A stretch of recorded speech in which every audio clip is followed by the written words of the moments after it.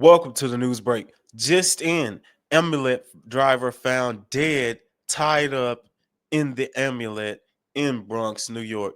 Let's take a look. That murder mystery in the Bronx. The driver of an Ambulette found tied up and dead in his vehicle in Castle Hill. Tonight, New York cops hope this video will lead them to some answers like who did this and why. Eyewitness News reporter Stefan Kim live at the scene with the very latest. Stefan. Well, Bill and Sandra, it is a type of dead-end street where residents say you could dump a body. But was the driver killed here, or did it happen somewhere else before the suspect drove the Ambulette to this corner? And was there more than one suspect involved? It was about 7:30 yesterday morning when this Ambulette pulls up to this dead-end street by Castle Hill Park in the Bronx. There are two men inside the vehicle at the time. What's unclear at this moment, though, was it the Ambulette driver behind the wheel, or was his killer driving the Ambulette?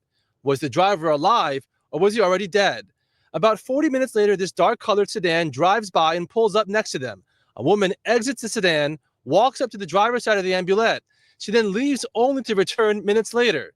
This time, a man in the driver's seat exits the Ambulette, hops into the sedan. They drive off. He left the bus there. He left another car with a dead lady. Neighbors who didn't want to be identified say the driver, who would later be found dead, was tied up inside. About 90 minutes later, a coworker arrives, presumably to conduct a wellness check. He walks to the passenger side, then circles around to the driver's side, sees the victim dead, then calls cops. Sources say he may have been stabbed to death. Residents here say this park, with its scenic view of the Whitestone Bridge, is an ideal place to cover up a violent crime. Usually it's very quiet. It's scary as any other if there's a crime by your house or close to your family. Police have identified the victim as 64-year-old Peter Forrest. He worked for a private Ambulette company based in Nassau County. A representative for Marquise Ambulette says they are cooperating with the police investigation. At his apartment in Pelham, about 20 minutes away, neighbors say he lived alone and describe him as a hard-working man. He just rarely go to work, come back home. And that's about it. Nice guy? Yeah, nice guy. He lived alone. Really to himself. This death is being investigated as a homicide. The medical examiner will determine the cause of death. Police have not yet said what type of trauma he suffered to his body. No word on a motive. Well, guys, few thoughts on this.